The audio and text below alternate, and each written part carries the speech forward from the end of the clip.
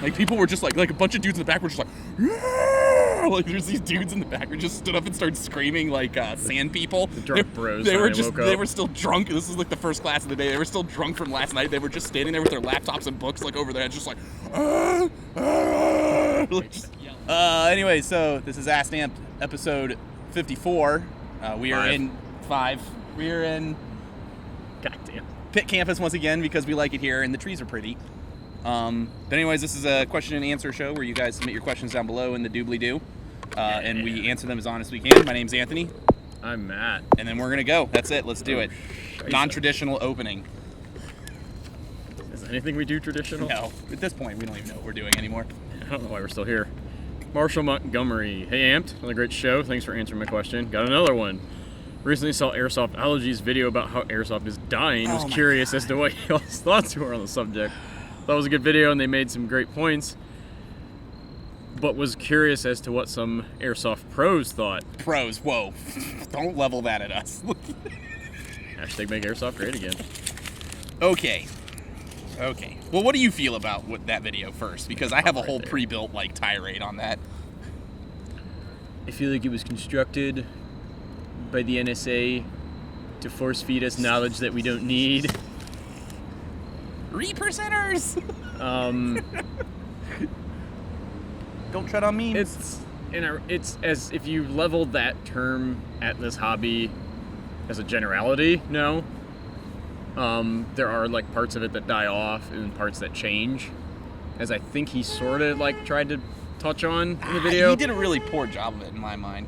Yeah, his thing was kind of like, well, these are coming back into popularity and these are falling to the wayside. I'm like, it's not dying. Yeah, here's my thing. Okay. My thing about Airsoft dying, it's very simple. It's a totally perspective-driven thing. The problem that we have today that makes people notice things like this is that, like, we are currently... What are you doing? You're good. Don't mind me. We're currently in an unprecedented time in human evolution where, like, information can be freely exchanged literally all over the world all of the time. Okay? So that means that you're going to notice things that you might not have noticed before. Paintball had exactly the same ebb and flow in certain areas of it as we're having literally right now. Paintball didn't die. Paintball's still here. Here's the thing. He conducted that interview with a store that I feel used to have a much stronger hold in the market, and now they do not.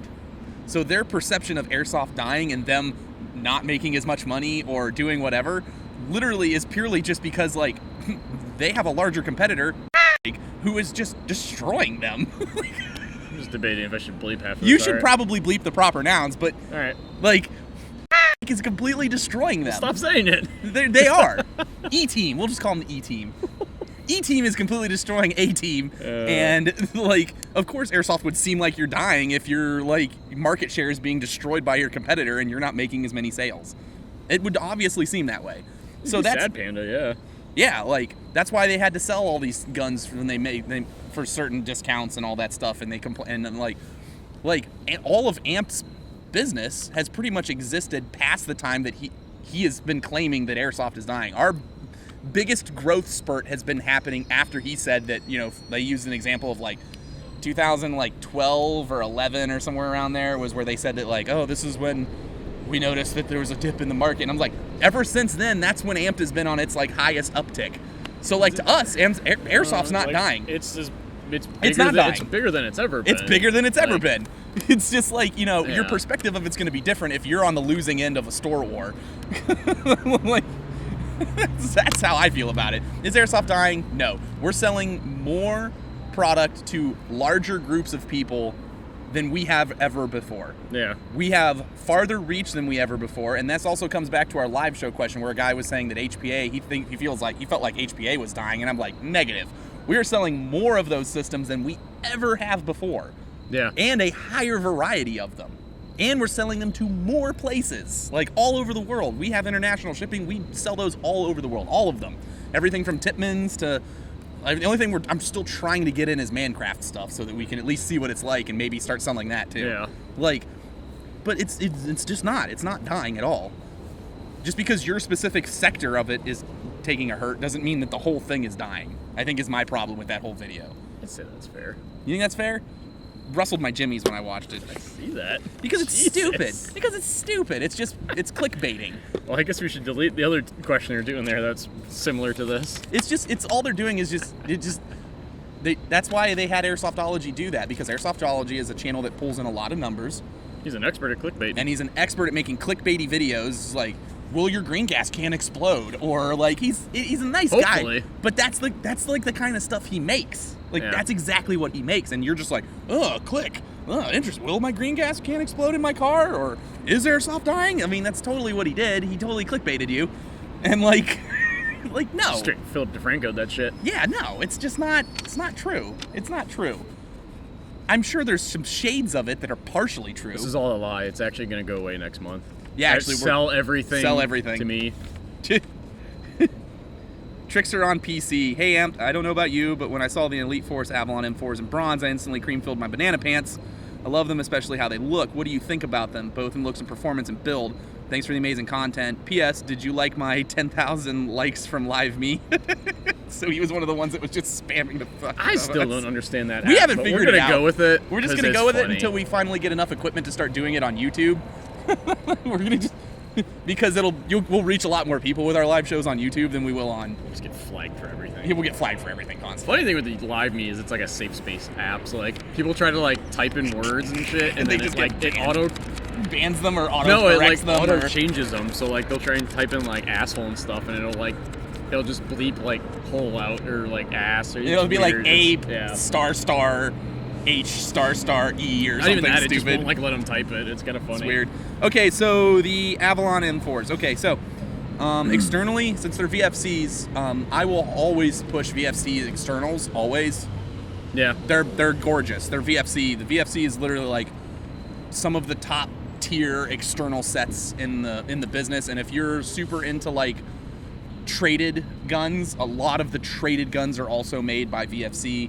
Mm-hmm. So like a lot of your SR-16s and Knights Armament stuff, all of your H&K stuff, Colt stuff if you can find it. Colt stuff if you can find it. Like it's all VFC, and their external sets are all their tolerances are so good and they're so nice. So externally, yes, I love them. I think that they're gorgeous. I think there's some external features of them that are a little cheesy to me. Like I'm not a big fan of the lightning bolt trigger. That's hilarious looking. I just don't like it. It's just not my thing. I prefer a normal trigger. But that's fine. No much. We didn't get to shoot them at all. Really. We didn't get to shoot them because they were pre-production samples and they weren't representative of the final builds of those guns. Now, hopefully, as you guys are watching this, it's October of 2016. Almost all of the stuff that is on the table in our video overview with Cliff, they are hoping to have out by Black Friday. Yeah. So hopefully those will be out soon and we can actually test them. They're going to have the new gearbox. The revolver's out already. The standard CQB has been out. I think the Hater's out. The Hater is coming out really, really quick. I know that the Beretta's already out. The Beretta. All the PPQs are already out. Yeah, we're just waiting on the rest of the goods. Now, the thing is like, they're going after a middle market competitor, a.k.a. Crytek. Oh man, I watched that person almost back up into that other car. Oh yeah. Yeah. But so they're going after Crytek, so expect features that are very, very similar to Crytek. So inline MOSFET, high quality gears, high quality piston, they're upgrading all of the part quality of all of the stuff in their gearbox. The gearbox shell itself is getting an overhaul, I feel, as well. So expect like basically VFC Crytek, if you want like my honest opinion. Like that's only I feel that since VFC is higher quality externals than Crytek. It'll depend. I have a feeling that the thing is like they're going to be nicer in that regard, especially because like they're going to be industry standard across the board, and you know their finishes and QC and all that stuff are just so high with VFC. Yeah. The only thing I don't agree with is like a couple years ago, some of their like internals were a little poopy, but like I don't keep anything as an AEG anyways, so. Yeah, whatever. Like, what does that matter to you? What does that matter to me? Zero. It matters zero to me.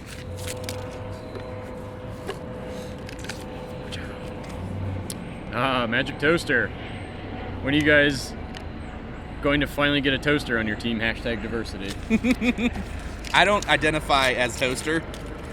I don't identify as... It's an appropriate question on a college campus. I don't identify as toaster. Pull another one. Oliver Eagleton. Hey, guy. Oh, I feel like you'll have some good dad advice for this one. Uh-oh. Hey, guys. My dad wants me to buy a 12-gauge shotgun, a real steel. Okay. It costs about 400 bones. I really want the Tippmann. I love my dad, but I want the Tippmann really bad. Mind you, the grammar's horrible on this. Oh. I have tried my best to convince him. Is there anything you can tell me to convince him more? By the way, I'm the guy on Instagram that keeps DMing both of you guys about the Tippmann and ProTech. You should buy the shotgun, because then you'll stop asking me about the Tippmann or the ProTech. Fair. That's exactly kind of what I was going to say. Here's the deal. Damn. Here, I don't know what's going on. This is hilarious. you're still on the wrong side of the road, bro. The thing is, your dad feeds you. Yeah, your dad feeds you and I'm clothes assuming you. if he has this much power over you, you are still in the house. under his house. You were still in his house. I'm gonna be honest with you though, like if you get a nice high-end like shotgun, like a really nice Remington 870, like it's gonna retain most of its value anyways. So like it's more of an like real firearms are usually more of an investment than like, you know, BB guns and shit like that, because like you can resell a firearm for almost always 70%, or depending on how rare it is, upwards of its retail cost. Like, and I'm gonna be real honest with you, like what's the thing is, like, I'm assuming your dad is wanting to teach you more gun safety, and maybe take you out hunting or take you to do some shooting sports. And like, if your dad really wants you to get like a shotgun and he really wants to do those kinds of things with you, like you do them. I mean, to be fair, like this is the dad part of this that's gonna come in. Like he was probably prefacing, but like you only have so much time with your parents. Like you really do. Like it's pretty much as soon as you're born, it's a countdown clock. Yeah. Unless you do something stupid like drink and drive or do something dumb like that, like you're going to outlive them, and there's going to be a time when they don't exist on this planet anymore, and you're going to look back at the moments that you spend with them. So you really, honestly, so you should probably, like, if he wants to do those types of things with you, meet him in the middle somewhere, do that, and then maybe later on, try to get one, and then try to bring him out to go BB gunning with you, so that way you guys can share some activities. Yeah, let him run the Tippmann. Yeah, you know. That's what I would say. He's like, you only have so much time, man. You gotta use it to the best of your ability. It's nothing less than what I expected. Yeah. Ultimate Frisbee's getting pretty intense. Is that what it is? I think that's what it is, because it's college. It's got to be something stupid like that. Something that's not a real sport. Zachary Tyrone. Yeah. Zer, and pass it to Zer. Just pass it to Z. Get out of here, bud. Zachary Tyrone. How do y'all feel about high lumen flashlights? Some people say there should be a limit on how bright. No. They can be, and others say they should be no limit. Some lights are too bright and could be a safety concern, but I say as long as you aren't being a douche canoe with it, no, who cares? Enjoyed seeing you guys at Blind Fury in the new battle boost system. Matt wants to do for the lulz. Keep up with the dankest new stuffs. Hashtag make Blind Fury great again. Hashtag I hate hashtags. Hashtag 10 lives matter. Okay. I like when people remember things that I don't remember. Done that I forgot about. So that's fun. But anyways, here's my thing. Like, if we're simulating combat, you want all the advantages. I want all of the advantages I can get, just like I would in real combat. And if that's a high lumen flashlight so that I temporarily blind someone so I can shoot them, then that's what I want. I don't really care. That's the end of that discussion to me. Basically. Well, it hurt my eyeballs. Be like, well, you should have wore tinted glasses. It's nighttime. That sucks. Sorry. My bad. Yeah, like, what do you want me to tell you, man? Life's hard. Well, here's another one for you. Phil Landon, you guys, in episode 54, notice the Scar L on the wall. Can you please list the mods that have been done to it, especially in respect to the hop-up and barrel combination, as I have a Scar L and want to get it shooting better. Thanks in advance. And a big hello from New Zealand. Okay, so that's my Scar. That is a VFC Scar L with a jack in it. And he doesn't know the barrel or hop. Well, you know the barrel. Right now it has an Orga 623, and it has a Promi purple, just nub and bucking. The hop up is the CNC, the red one. I think it's like Airsoft something.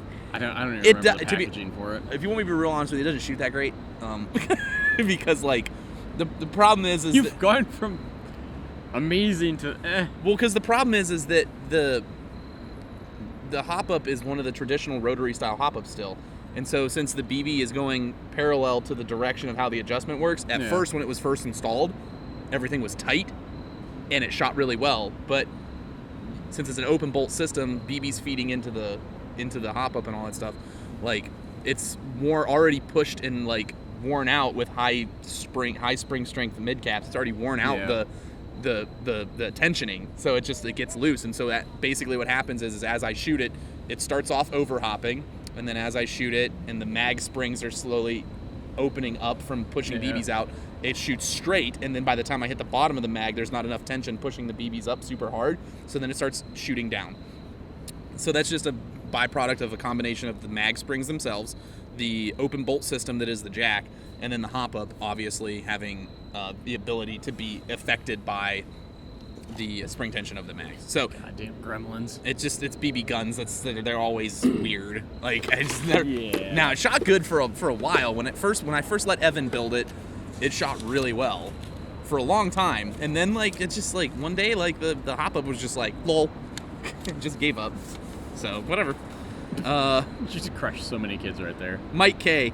Contacts or glasses for a multi-day milsim? If contacts, how do you take them out and put them in? Gameplay is 24/7 and you can't remove iPro. Shake hands with danger. Hashtag YOLO. You'll shoot your eye out, kid. We do the same thing. If you can avoid it, I highly recommend not having glasses, because like Milsim West, for example, I switch between my Oakley M frames and my OTWs, and I don't have prescription for either of those because I'm cheap and they're really expensive for both of those. Oops. So it's easier to just have contacts and switch between the two. If you have RX inserts and you lose them out of your glasses, you're screwed. You're just blind. Yeah, you're just blind. The other thing is, I just literally just bring, if you're very scared of it, bring your glasses as a bare minimum backup and have a hard case for them. I bring at least 2 sets of contacts. I just wear the one and a spare in either the new things or in the little overnight thing. Bring either eye drops or more of the fluid. Yep. And just make sure you keep that stuff square with you. I mean, my thing is I never remove my contacts. Yeah, if you have to have, I feel like most people at this point have the contacts that can be overnight. In most games, you're only going to have them in for a night or two. I have like multi-day leave-in contacts. That's what I do. They're porous. They have holes in them, so they're actually really good if you live at high altitude too, because they let oxygen in, so your eyes don't get starved for oxygen. So like I wear those and I leave them in the whole time and I'm fine. The only thing is my eyes might be dry a little bit in the morning or late at night. The eye drops. So I bring eye drops, but other than that, I'm good to go. Yeah, I mean, it's whatever's comfortable for you. I never take them out. I just leave them in the whole time. Because then you'll drop them in the dirt and you're screwed. Then you're definitely screwed. That was you, right? That was me on the last one, yeah.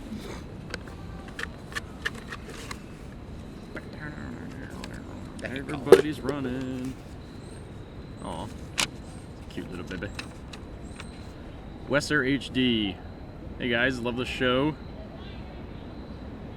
I love how the show is OG and not fake as others. But brain farting today. The question for you guys is that I have a mock suppressor. I'm changing out my rail system in my outer barrel so I can have the mock suppressor to be somewhat poking out of the rail so it does not look funky. Recessed, huh? Do you think I should pick up a longer inner barrel if I'm getting a shorter outer barrel, so my mock suppressor does not end up not working, if you know what I mean? Thank you. By the way, my name is pronounced Wee, sir. Well, you should put that at the beginning. That should have been the first thing you said. Because we're gonna butcher your fucking name.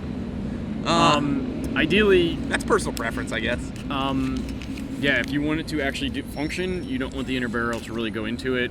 I mean, granted, you can have a little bit of a leeway. If you're only sinking it in like an inch or two, you can still let the inner barrel go into the can. That's not gonna affect it that much. But dudes that run it through the can, I'm like, it's literally serving no purpose. Just take the foam out. Yeah, it's serving no purpose at that point. Me personally, I like to have like really realistic weapons. Yeah. Like I like all my guns to be like I did my one little goofy experiment with the little amoeba just to like troll, but like even then I tried my best to make it as much like an MP5K as possible, like a real one. So like true. So like I mean at the end of the day, like me personally, like I would prefer a more militaristic styled weapon system. And that's That's not more going to have a realistic. recessed can. That's not going to have a recessed can because like in the middle, if like you bust a can or something, you have to be able to take it off or something. Because here's the thing, it. like in a real firearm, like if you have a recessed can Yeah. or something like that, and the can becomes damaged, and you need to take it off. As soon as you fire one round with a recessed barrel inside your rail system, it's gonna your rail system. Because so Let's play hide the pig. yeah, hide the pig used to be a really funny thing on like AR-15 like forums because dudes used to do that and they used to blow their rails open with the muzzle blast from Worth there, it. so, which was super funny. So like me, like I would much rather just prefer to have like a 416 or a RIS-2 or a SOP mod or a Mark 18 with a QDE can on it because that's just more my style. Yeah. So, but like functionally, will it matter? Like, no. If you get a shorter, to be fair, like most airsoft systems, if tuned well enough, with a short barrel can still perform to about the same ranges as like most that's if you long-barrel have guns. an HPA gun. If you have an AEG, it's not really going to affect it that much. Not sound really. wise. So yeah, No. do what you want to do. Do what you want to do, man. Do what's cheapest and we'll get your build done. Yeah. Atticus Airsoft. Hey guys, I always appreciate how willing you guys are as individuals and as a company to help airsofters with their problems and share knowledge with the community. Thanks for being awesome. Whee! I also have a question about night vision. Are Gen 1 night vision systems worth it? No. I don't feel like burning $1,000 on a set of Gen 3s. Well, then you don't want night vision. I like the look of the Armasight Spark Core on your website, but if it doesn't give that much of an edge, I'll just run my WML. Thanks again, and hello from the exotic land of Wisconsin. Hashtag lights out, hashtag day needles. Okay, so the Spark, the funny thing about the Spark is it's almost a Gen 2 in its functionality. Because it has a really high-end, well, for a Gen 1, it has a really high-end photoreceptor. Here's what I'll tell you about nods. If you're the only one with nods, the Gen 1 will be fine. Yeah. But as soon as you go up against other dudes with nods, you are going to be really sad because what's going to happen is your investment You're literally going is going to make you a target on for the map other of, dudes like, with nods. video games. You're going to be an actual visible blip just bouncing around the field because they'll be able to see you. They'll be able to see you everywhere because Gen 1 and some of the older Gen 2 systems, not Gen 2 pluses, but like some of the older Gen systems of Gen 2s, Yeah. they almost need the constant on IR to be able to see what's going on. So without nods, and you had that, I wouldn't be able to see you. Yeah. It'd be fine. You'd be fine with that. That would be fine. But if I had a Gen 2 plus PVS 5 or a Gen 3 or Gen 3 plus PVS 7, 14, and Viz on up, like I can list nods for days or above those, I will see you. And I will know exactly where you are, and then you will be a target. And then the worst part is that your IR flood will be giving away all of the dudes around you too. Mm-hmm. So I will wholeheartedly be able to destroy you. Wow, that lady with her baby almost got hit by a car. Damn. Jesus.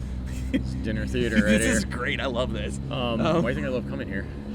But yeah, so like I would, if you're going to buy nods, I suggest the Armasight Spark Core is a really good beginner set for someone that just kind of wants to go camping and go look up at the stars, or it's great for that. You want to do even. hunting. Yeah, that's a great set for that.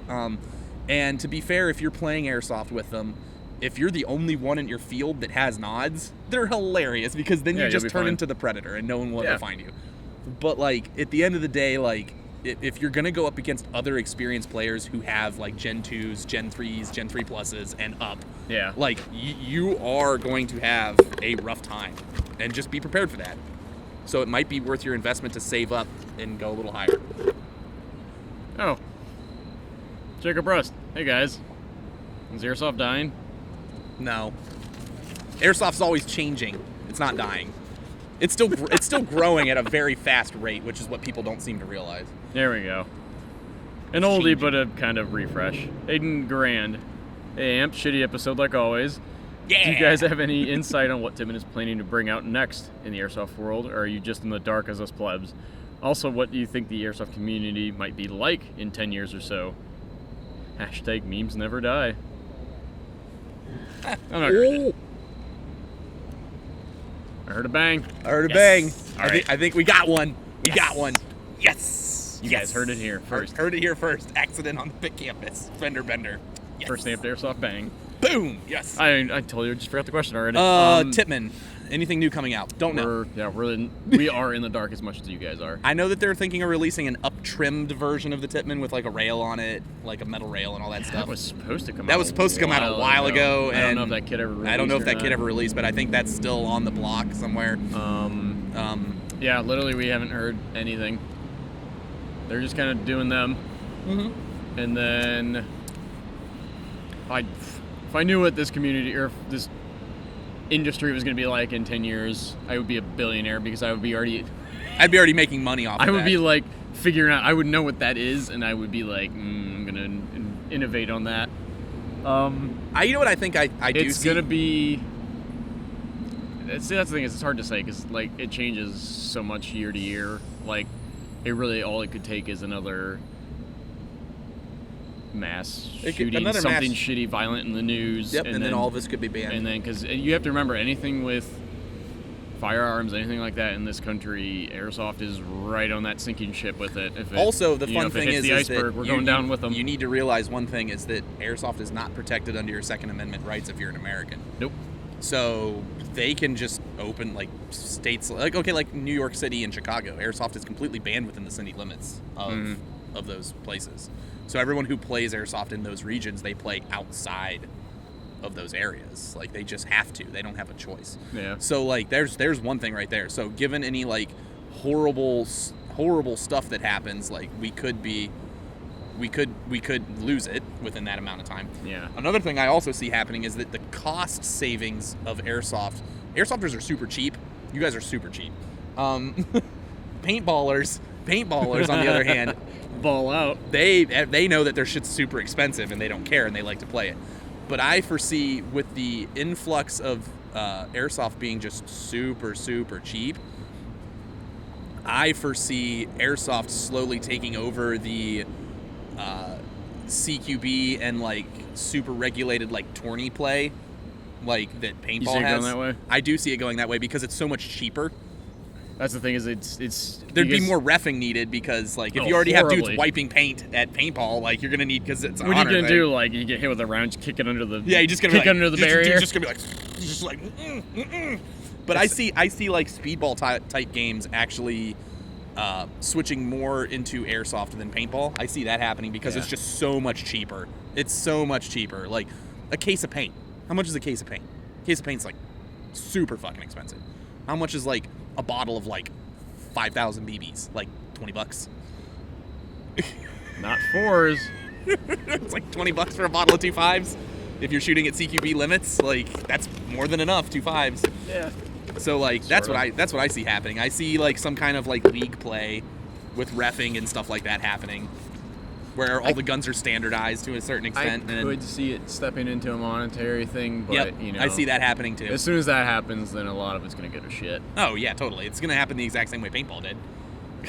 Yeah, man. Finally, we'd be on ESPN. Yeah, for like a week. Globbers or Globers. Nice. I don't know how to pronounce. Globbers.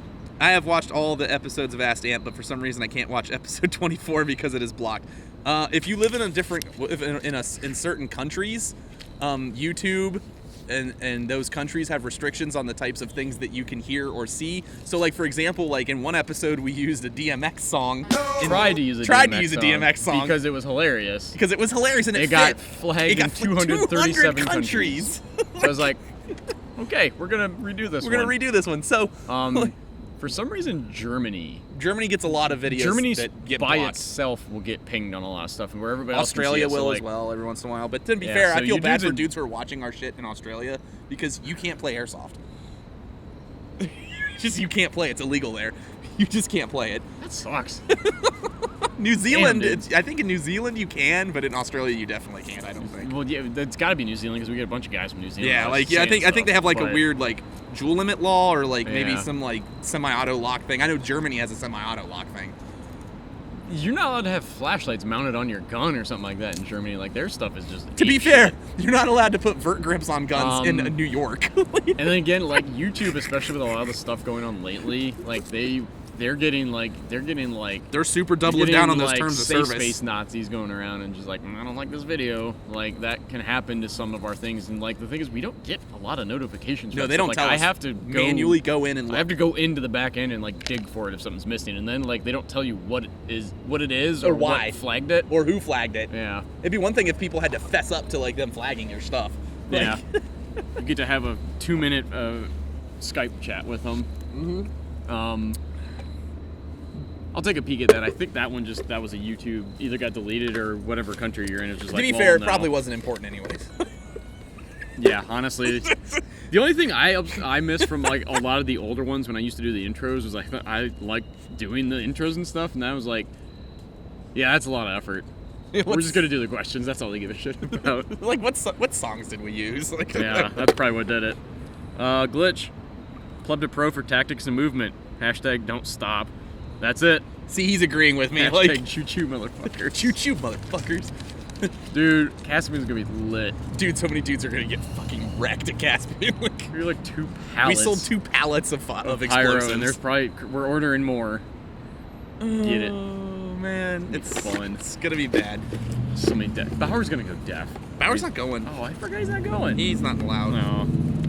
He's got more adult stuff to do. Surprisingly. Benjamin Kiefer. Any chance you... Kiefer. Kiefer. Probably. Kiefer Sutherland. Benjamin Kiefer Sutherland. Any chance you guys could start carrying LCT AK stuff again? VFC is discontinued. Real SARDs are... I think you meant vaporware instead of Veroware, which is for people who aren't super tech savvy. That just means it's hard to fucking find. And ENLs just aren't quite good enough. We need more U.S. retailers selling LCT stuff to help. # make the AK great again. Here's the thing. I feel that the ENL Gen 2 AKs are internally far superior to the LCTs. And I also feel that the external sets on the ENLs are far superior to the build quality of the LCTs. But I feel that the LCTs, being that they come in kits, or you can buy just the shell, far more configurable. So like if you want to do a really custom crazy build and you don't just want an off the rack like pre-built AK, the LCT is the kit to go to. Or you can get the externals without the price of the internals. Exactly. You can even do Daytona guns if you want to go that route. Yes, they're the basis for Daytona guns. Yeah. The LCT kits are also the basis for the original Polar Star AK builds that they used to sell. Yeah, the V3. The V3 PR47s, I think they called them. Oh, jeez. Wonder if anybody still has those. There's only about 100 of them. And then also LCT makes a lot of the really weird AKs that ENL just does not fucking make. Yeah. So they make like the PP19s, they make the Venturez and the AS Val. They make they're getting ready to they're getting ready to release a PKP. They're getting ready to release an RPD. RPD would be hot. They make RPKs of all types that ENL just does not do. They just pretty don't much everything they do is based off of like roughly the same receiver. Yeah, they just do 74 and 47 receivers, and different ones that are 105s and the 10 series, and then 74 and 47 series. Like that's basically all ENL does. And to be fair, that covers the majority of the market. I feel that internally, though, the ENLs, like, if you're going as a straight AEG, just comparison to comparison, I feel the ENLs are superior. Bowen Mason. Fuck, Matt. The alarm on your phone that goes off in every hack is an alarm to wake me up. It scares the shit out of me every time I'm here. And then this just bleeds right, not even a pause or a period. Also, can I bring a Scar H and blank fire in an MSW event? Thanks, boo. If you have all of the proper safety stuff if you have all the safety stuff, that would be hot, dude. A 308 blank. Like, dude, I wish you would. First of all, you have to get it pre-approved. Yeah. Second of all, I'm gonna have to and when we do gear spec, let's just say like I happen to be your cadre, I'm going to check every single pocket of everything that you own. Bring all of your mags empty and your ammo. And unloaded, all of your ammo separate, and I'm going to check all of your physical person, and then after that happens, if you go to the car, I'm going to have to recheck you, because it's a huge safety thing that we deal with, and it's like we go through all of the steps to make sure it's 100% safe. And then I'm going to personally test you on your firearms knowledge, the function of your weapon, and firearm safety rules, and if you fail at any point of that, any point in that journey at all, boom, you're not getting on the field. So bring an AEG just So in bring an case. AEG just in case. Just in case. Like, it's pretty strenuous. Like, you could ask guys like Too Tall Tom, who runs blank fire pretty routinely at MSW. This is hilarious. And the thing is he brought like 1,500 rounds. he brought like 1,500 rounds to California, dude. He brought a lot. He didn't bring near as much to Clash because he knew he was gonna be walking a lot. So he was like, nope. But like, ask him. Even though I know he's good, I still have to check everything on him every single time. But if you have a 308 blank fire adapted SCAR, dude. Even if you got 5.56, that's still cool. Dude, do it. It's freaking cool. Like, do it. It's cool. Yeah. I'm thinking of seeing if I can do a shotgun. It's gonna be hot. Dude. Gonna hurt some people. K. Gallagher, hey Amped, bought a ProTech Mark II from you guys, and after the initial fielding, I started having terrible issues with trigger response, to the point that it would have a half second between trigger pull and shots fired, if at all. Now, after the last game, my gun is leaking air between every shot or so. Sometimes the seal staying open, leaking all the air out of my tank. I need help. I want to fix it myself, but may end up sending it to you guys to fix it instead. If or when I do, I also need a new hop-up, but it's a KWA KM4, so it may need to be ground out to fit a Pro Win or something else. Have you heard of these issues with the Mark II, or am I a special snowflake of fucked up gear? Thanks for your help, Amped customer service for life. You're the first person that I've heard with the Mark II have a lot of those issues. Like, legitimately, I feel like you're one of the very first people I've ever heard that has all of those specific issues, like, all piled up. Never heard the trigger ones. The trigger one's completely brand new to me. The biggest thing with the trigger, I bet you, is a spacing issue. I would think. You know what I think it could be? It's always an electronics problem. I wonder if it's a delay. So you might have a setting. Interesting. You might have a setting messed up on your FCU. You might have something wrong with your actual trigger board. You might have something wrong with your wiring harness somewhere, or you might have a bad battery. So if you have like, I bet you it's battery, or I bet you it could be the spacing, the safety spacing, or solenoid, any of the electronic anything components could be shit in the bed. That delay is caused by any of the electronics. That semi-pull, like the safety, like you can set it to you're only allowed to shoot like 10 rounds a second. I'm wondering if there's something finicky with that. I always say start with settings. Yeah. Check them all. Go to battery. Then start checking all of your like physical parts of your electronic system to go through there.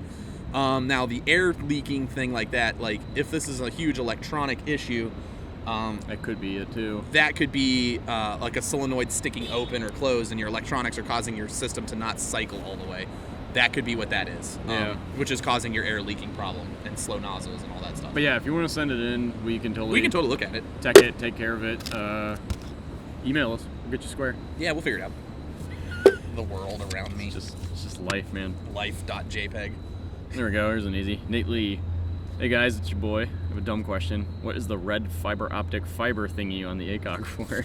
Oh, okay. So it's to enhance fiber in your diet. The original ACOG didn't have a fiber optic on it. Okay. It was just a straight optic scope. So it was a gun. It's called a Army Combat Optic Gun Sight. Why do they always have to put shit out of order just to make the acronym be better? Yeah. Yeah, just to make the acronym better. So at least that's what I remember. I'm thinking, or I know the Army or the Marines, whoever uses it's RCO, which is a rifle combat optic. Yeah. So RCO, but either way, same sight basically, functionally, anyways. So originally, the original ones didn't have the fiber optic on it, and then what they had for their indicator on the inside of the optic as you looked through it was a little chevron, and that was made of tritium.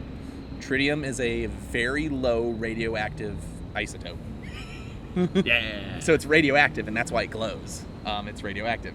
But what they were finding was when they would go outside in the sun, in the super bright desert with these ACOGs, that you could see kinda, but you couldn't see the chevron very well.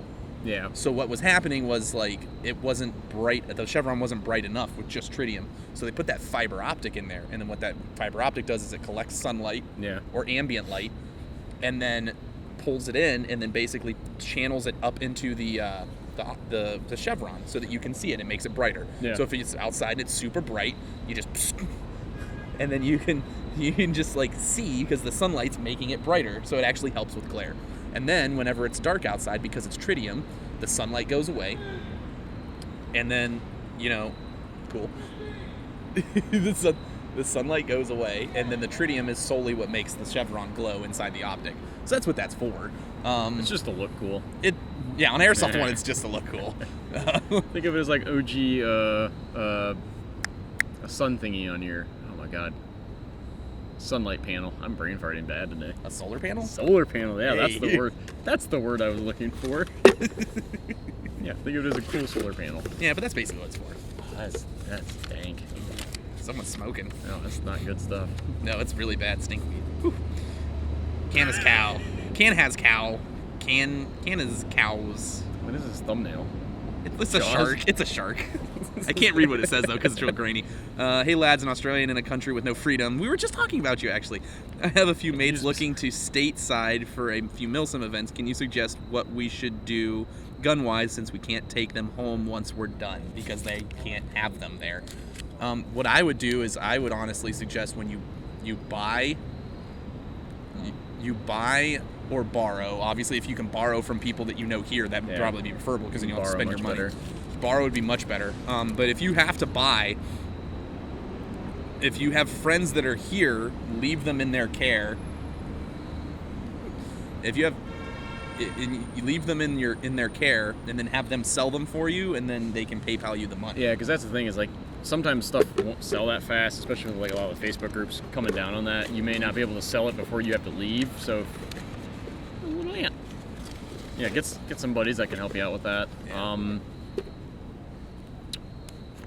That or a little. I've seen dudes like have success like right after a game, walking around the parking lot like, yo, you're gonna have to bone yourself on the money, but like you're like, yo, I can't take this. $100. Yeah, like Who's got $100? Who was that? Was it Wes at Grozny? Yeah, he was trying to sell like that $500 for his PTW. He was trying to sell his extra PTW for $500 in the parking You're lot. literally like, I have cash right now, just to have it. Yeah, I was like, I'd just buy PTW just to have it. I don't know if I'd even really use it that much. Jackson Mayhoff. Hey Anthony, how do you deal with all the Chris Costa wannabes bashing Airsoft? Hashtag Russell their Jimmies. Hashtag silver bullet and chill. Don't step on snack. Well, we've touched on this quite a few times before. My thing with guys who are super really steely and don't like BB guns, is that they're just very ignorant of like what they can use BB guns for. I even treat watch the Travis Haley videos. Like I even treat the most ridiculous open play as some form of training. Not even like training, just like knocking the cobwebs off of like. Well, because like you know. so, like for an example, like let's say we go to an indoor CQB facility.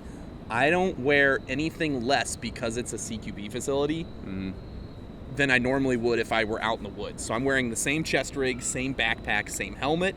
The only thing I might do is wear jeans and a t-shirt instead of a uniform. Yeah. That's about it. And the reason I do that is so that I know that if I'm in close proximity to people, I'm going to have to get really good and really fast at my fundamentals of manipulating my rifle and dealing with all of my gear. So I'm going to have to like reload quickly. I'm going to have to and I'm going to have to learn how to do all that stuff, and I'm going to have to change shoulders and do all that stuff. And I treat it as if it's real all the time. Yeah, and usually CQB games are really good at like punishing you for making mistakes. Because making you get burned down real quick. And then, of course, there's always kids who just are running and doing backflips through the air, and they're doing things that are completely unrealistic in a real gunfight because they're not actually dying. I just shoot at them. If they shoot me, I'm like, whatever, man. Yeah, that was really gay, but whatever. But whatever you can take home with you, make yourself feel better. Yeah, like, so I treat everything, whether it's going to indoor facilities or if it's going to an open play or if it's going to Milsim West, I treat it as if it's all the same. Yeah. I treat it all as if it's all the same. And I treat all of it as if it were real. Because the moment that you stop treating it as it's real, that's the moment that you get sloppy. And so a lot of these... because you can just do shit and not actually get bit. Yeah. So, like... And the thing is like, if you're a guy who's into firearms or a guy who's into airsoft and you want to transition into both, bad habits are going to get you hurt in both sides. Just one of them you don't come back from. So, like, to me, like, a lot of, like, real steel guys could really learn a lot from BB guns by transitioning over and actually taking on other people and having to get into gunfights with other people. Because a lot of dudes... Yeah, that's the biggest thing. They train they shoot paper. ting, ting, ting, ting, ting. They shoot lots of steel targets, and they shoot paper, and they run around, and they do their 3-gun shoots. But none of those papers are ever actively engaging them, moving, or shooting at them.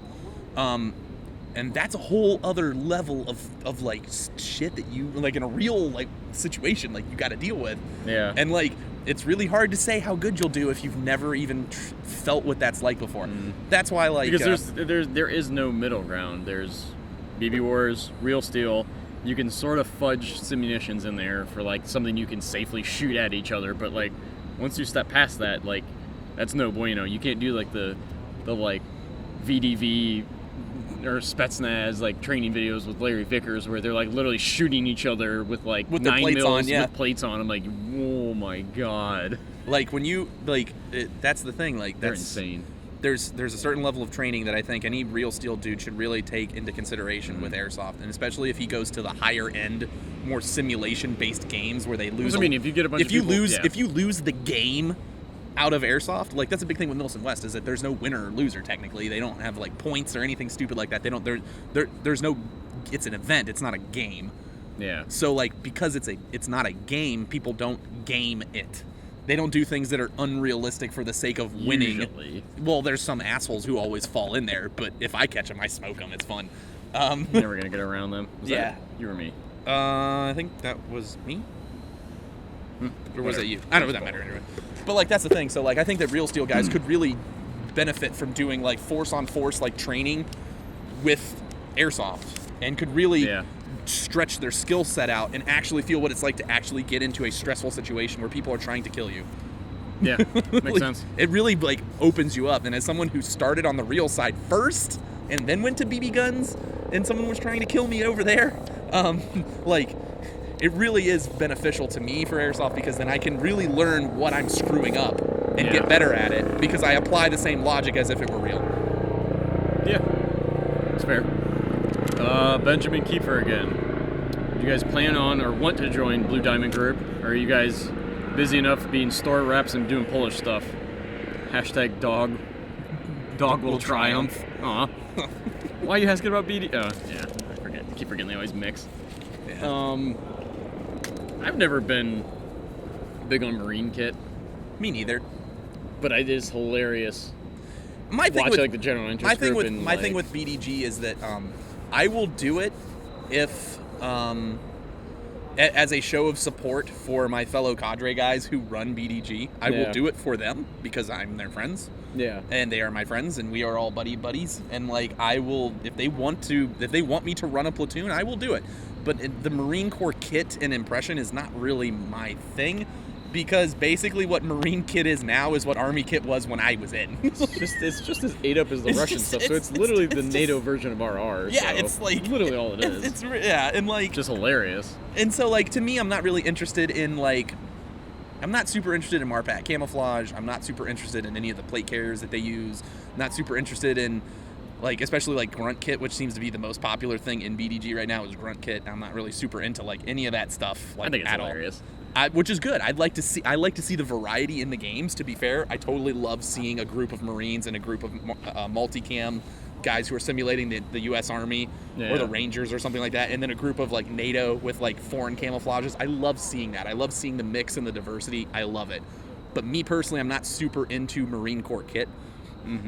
And but if like the cadre guys like Mike and Randy and all them, if they wanted me to do it, like say they were too busy or they had to go do other things and they needed someone to run a platoon, I would totally do it for them. I'd totally do it. And then to be fair, the uniforms, that's not as far as I would go as uniforms. Because like I have a lot of nice kit and I'm not just purposely trading all of it out. Even then, like the kit's not that hard to step onto either, so. No, it's not. It's really cheap to do if you're into it. I just, I'm not like, that's their group and I'm not going to step on their toes. Like that's not my place to do it. They're hilarious to run with though. They are super hilarious to run with. Now we have our own groups. We do the Grommet group. We do Able Archer, which is our little pet. And then we do, I'm starting to slowly roll into the Norwegian group as well. Yeah. And there's a Swedish group starting up as well. Of course. We'll see which one of them gets enough people to show up first. Yeah. The German group did it right. The German group, they just didn't say anything and then showed up one day with like 20-something people. And I was like, there you go. kind of like how the Polish group's doing it right now. Like, we just didn't exist, and then like at Gap we're doing a full squad plus the leadership of my platoon, and then at TKI we're doing 2 full squads plus the leadership of my platoon. So like we just rolled in one day and we're like, hey, we're here. Like, basically pierogies. Like, there you go for some pierogies. Pierogies are good. But the Grom thing is actually really super easy to get into too if people are into it, because like Polish kit's really lax, especially for like their special forces. Like, there's a lot of leeway, and a lot of their companies don't really restrict selling stuff outside of country because they use a lot of stuff that's similar to or is from other countries for their special forces. So they're completely cool with selling to you their versions of stuff if you live in America, which is super nice, by the way. Medkit. Hey, Amp, do you guys have any suggestions on setting up a plate carrier, pouches, patches, back panels, and stuff like that? For example, like the Pantec XPC. Also, what are your thoughts on the GoPro Hero 4 session as a camera for Airsoft? Also, tell Bauer his republished memes are trash. Hashtag fix your meme game. Hashtag Bauer's broken finger. Hashtag Harambe didn't die for this. Memes from fucking 2011. Yeah, man. Memes from 2011 are stale. They're trash. So, for setting up a plate carrier, it depends on what you're trying to do. Watch these videos. Yeah, we'll put the list on the bottom. Yeah, but like, if you're trying to do like a very minimalist direct action kit, you're probably going to need more than like 4 or 5 mags total on your person, and a back panel to carry all of your like miscellaneous gear, or one like a radio pouch, and maybe like a little GP pouch for stuff. So that's going to cover most of your Airsoft BB gun needs right there. Yeah. Because like 90% of all the games the Airsoft is based off of is like a direct action style game, where it's basically 2 forces are clashing over one objective, and in the real world would be finished. That firefight would be finished in like an hour, and then like whoever was left would be the winner, and everyone else would be dead on the ground. Basically. But Airsofters, because we respawn, we just keep literally funneling right back into the same choke points and just doing this for like a day. Going. But that's like 90% of all Airsoft. That's like most of the NatOp producers and stuff like that are like that, and that's just because everybody gets to have the same run and gun time. Yep, and that's all about people getting trigger time and going out and pay. That's what they want. That's what they want, and I'm not saying that's wrong. Well, hot damn. Where are you going? I don't know. Anyway, so easily distracted. But so like, you know, for basic plate carrier setup, like let's use your XPC for an example. I think you would be fine with like a triple magazine shingle that holds 3 AR mags. I think you would be fine with 1 offhand reload, like over here. So 1 mag over here for an offhand reload, or like your weak side reload, like your standard reload. Yeah. 3 up front, so there's 4 mags. You have 1 in the gun, that's 5. On this side, I would probably put like a radio or a GP pouch. You know, for comms if you care, or for fucking pokey bait and like shit like that. And then on your back, I would do like some type of back panel setup that would give you hydro, as well as any essentials. Like if you have an HPA gun, you're gonna need a tank, obviously. Mm-hmm. And like stuff like that. And that's about it. Batteries and tools. Yeah. Super easy. Just carry the stuff that's like, if it's harder to walk back to the car or the loading room to get it, just carry it on you. Yeah. If not, that's how I would build a basic plate carrier setup. The things that you gotta tailor it to what you need it for, not whatever. Now, like if I were gonna do like a game like Milsim West, for example, where it's a lot different. You're gonna be hiking out in the woods and doing all that kind of stuff, and like doing like all this crazy stuff. Like I would probably go for a completely slick plate carrier. Yeah. Even if it's a Molly plate carrier, just nothing on it. And then what I would do is I would run like my Mayflower Type 5. Sorry, I forgot it was a 5 and not a 4. Keep referring to it as the wrong thing. Yeah, it makes people angry. But I would wear that over top of it, still in with its strap configuration the way it is. Yeah. And then wear a standalone backpack so that at any time if I wanted to go out on patrol and ditch the plate carrier, I could still carry all of my kit and my chest rig and carry my backpack and not have to worry about losing all that stuff or having to move things around or do crazy shit like that. I would run a slick carrier of some sort. Yeah. So that way I could benefit from the 2 tourniquet rule if it's like an urban place like where TKI and Gap are going to be. Yeah. But also at the same... Useful. Yeah, which would be super useful, but also at the same time, like if I wanted to go spooky mode and super light and quiet, I could just take my chest rig off, put it on, grab my backpack, and then just go spooking around. Yeah. I don't have to carry all that weight on me if I don't need it. Plus, it'd be very easy to scale up and scale down based on like my needs. Yeah. So it's a totally different thing, though. So you have to decide what you're going to do first and then build your stuff on that. Yeah, and just what you think you need to carry. Yeah, that's what I would do.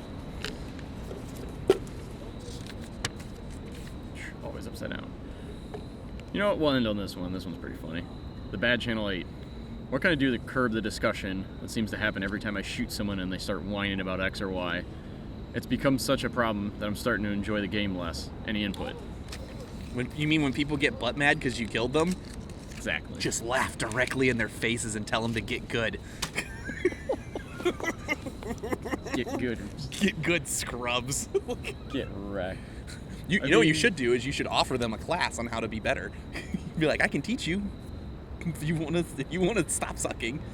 Because 90% of the time when people get upset about airsoft, it has nothing to do with someone shooting hot. And 90% of the time, what it is that like they make up all these excuses because they got bested, and their ego will not allow them to lose. The ego is... That is the biggest part, because your body can take thousands of hits from airsoft guns. Your ego can only take about 3 or 4. Yeah, because like I was explaining this in episode 40, and I was like talking about how like people get real butt mad about getting overshot, because that came up as part of the discussion. And I was like, I don't think overshooting is real. Basically what happens is people only get upset about getting shot after they've already admitted that they lost, and then you shoot them again, and then that you're basically reminding them after every time you've shot them that they sucked. So like if I got shot once and I'm like, oh, I'm dead, oh, okay, and I'm like, good. I was okay with getting shot to that point because I was alive and doing things, but it's now that I'm dead, like I have to admit that I'm not as good as whatever happened. I made a mistake. Yeah. Now if you shoot me again, it's basically you just reminding me again that I've already failed. I think the other thing is like when you're like kicking a door down or like doing stuff, like your adrenaline, everything is automatically tensed up, so you're expecting that to happen. Yep. So it, like you don't get hurt or feel it as bad. But if you're just standing there and you're lollygagging and you get smacked in the face or like in the fat spot, like you feel that one. Yeah, and then if you're not expecting it, it's like, oh my god. Like that kid who shot me in the back at Op 34. I was just like, dude, what the fuck? Yeah, but if you had like your top and your chest rig and stuff on, you're like, oh, that happened. That happened. Yeah. No, so basically what I feel is like the problem you're having is that like you're running into people who are upset because their egos are not allowing them to learn a lesson from being bad. Because I personally, anytime I get roasted, like real bad, and someone outplays me, like me personally, I sit there and I go, okay, well, what can I learn from this? Like, okay, what did I do wrong? Don't be a victim. Don't like blame yourself. Blame yourself. You should always blame yourself for all of the things that ever happen wrong with you in your life, because 90% of the time it is your fault. All right, guys, so that has been episode 55. There you go. 55 of Ask Amp, here at Pitt and Carnegie campuses in downtown Pittsburgh. As you can see, the Cathedral of Learning maybe is partially in the shot. It's blown out. They can't see it. They can't see it? All right, well, it's over here. Nah, fam. There's Ultimate Frisbee happening over here. There's a dinosaur right there. There's a really good restaurant right there. I love that place. Is it called a patio? Is that the place? Is that Porch? The Porch. Yeah, the Porch. You should go there. I went there one time and it's delicious. Ballin'. But anyways, thanks for stopping by. Don't forget to ask your questions down below in the doobly-doo. You know, we're honest, and it's much to the detriment of what we got going on, but like we're gonna keep doing it. Yeah, we got Milson West coming up in about 2 weeks. Yeah, we're gonna be going to Gap, and then I'm gonna have a week off, and then I'm gonna be at TKI for all you West Coast guys that are going to there, so you'll see me there. Also, make sure, I think when this comes out, there's only gonna be like a day or two left. This is Tuesday, right? Yeah, today's Tuesday. I think either Friday or Saturday, like this coming weekend, our GoPro contest ends. So if you guys haven't signed up for that, make sure you do. You literally, I just went and checked the package. You win an entire GoPro kit. Yep. So you get a Hero 4 Black, memory cards, extra cases, batteries, portable chargers, car basically everything except for like the surfboard sticky, which I have, which is funny. So if you haven't done that, make sure you sign up for that. You literally just gotta go to our website, just click, I think it's the win tab, just fill out some info. Fill out some info and then follow like the instructions, like being subscribed to certain things or whatever. And if you already are, it should be fine. And you should be fine. But yeah, check that out if you want to win some, like, it's basically like, it's like $800 worth of stuff. Yeah, if you do like full price for all that, it's like it's $800 something for all that stuff. So yeah, so especially if like you don't want to front the money for a 5 yet. Get a brand new 4. Get a brand new 4 Black, because we got them. But yeah, we're gonna have some other videos coming out So keep an eye out for those. Yeah. Got some new Pleb to Pros. We also are getting ready to start doing a very in-depth video. A Pleb to Pro, like, on, like... I don't want to spoil it because it'll be just like the Jewel video where we haven't had time to do it, and then, like, we put it off for, like, a year. Like, maybe we should do that first. No, we have to do this one because, like, boss mans are, like, about it, so we got to do it. But we're going to... So when that comes out, it's going to be super scientific and super in-depth as much as our idiocy can like... Super butthurting people, probably. Yeah, it's as much as our idiocy can put up with. So pay attention to that. But anyways, thanks for stopping by. Yep. Check us out on all our other stuff. Please subscribe if you don't already have subscriptions on all of our stuff because we're hilarious and you can see all of our stupidity all the time. Go unlike it and then re-like it because that's fun. That makes me happy too. But anyways, I'll check you guys later. This has been Anthony. Matt. Deuces. See you guys later. Later. I gotta pee so bad.